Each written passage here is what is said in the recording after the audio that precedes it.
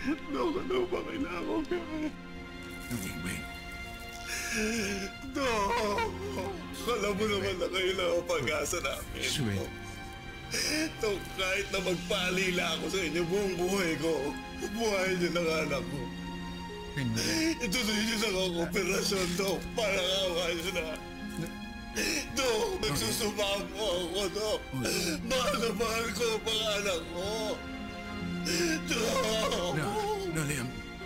Dok, wala na akong paano ka malalapitan pa. I'm sorry. Kayo na lang ang pag-asa ko. I'm sorry. Wala na akong magagawa.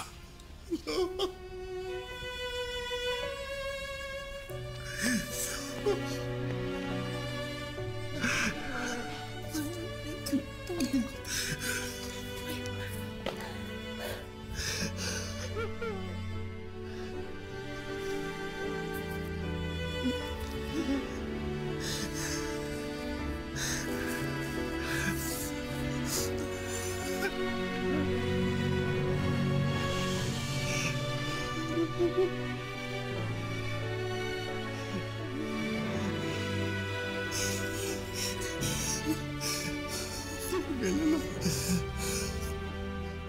Gawin ko pa rin ang lahat. Anak ko kayo.